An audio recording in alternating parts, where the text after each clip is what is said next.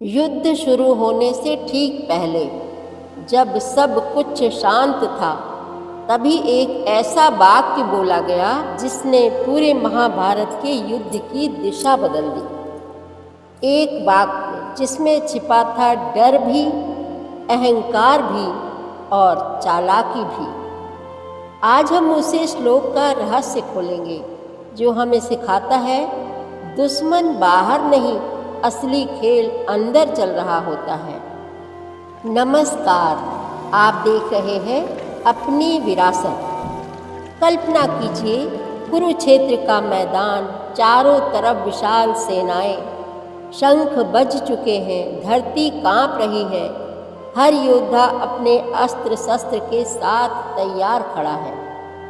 एक तरफ पांडवों की सेना धर्म के लिए लड़ने वाली, और दूसरी तरफ कौरवों की सेना अहंकार और सत्ता के लिए। इसी बीच राजा दुर्योधन अपने गुरु द्रोणाचार्य के पास जाता है।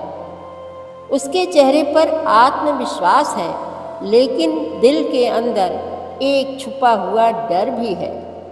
और फिर वह बोलता है ये श्लोक: पश्यैतां पांडुपुत्राणामाचार्य महतीं चमूं व्यूढ़ां द्रुपदपुत्रेण तव शिष्येण धीमता।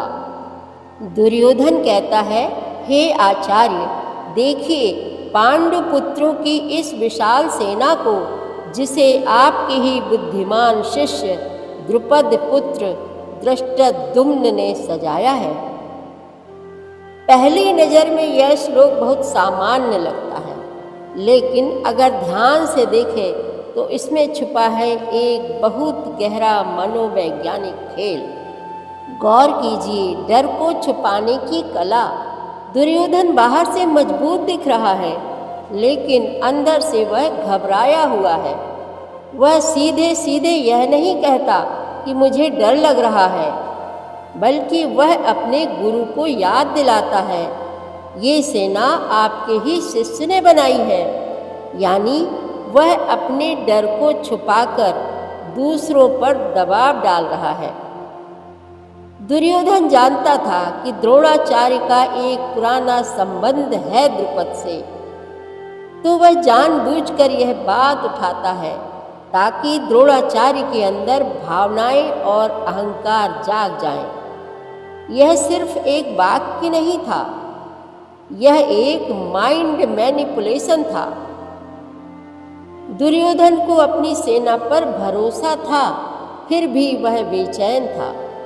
क्यों? क्योंकि सामने जो खड़े थे वो सिर्फ योद्धा नहीं थे, वो धर्म के लिए लड़ रहे थे।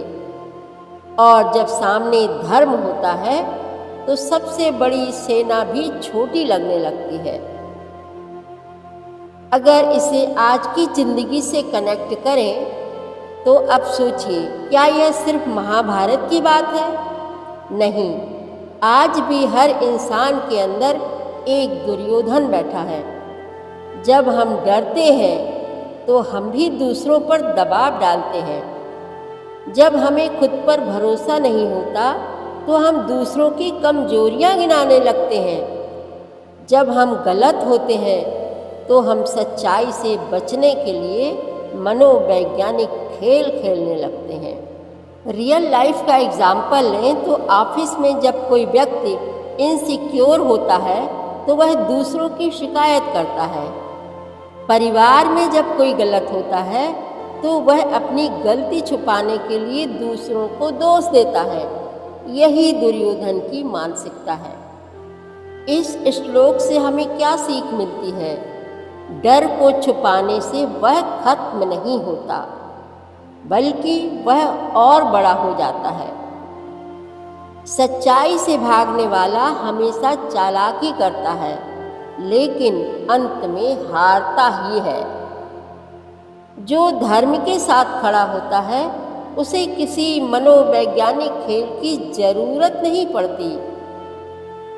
अगर हम इसे और गहराई से समझें तो यह युद्ध सिर्फ बाहरी नहीं है, यह हमारे अंदर भी चल रहा है।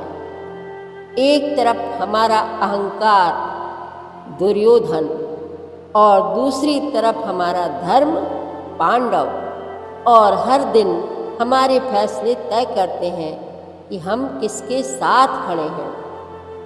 तो अगली बार जब आप खुद को डरते हुए पाएं, जब आपको लगे कि आप दूसरों को दोष दे रहे हैं या मन में कोई चालाकी चल रही है, तो एक पल रुकिए और खुद से पूछिए, क्या मैं दुर्योधन की तरह सोच रहा हूँ या पांडवों की तरह?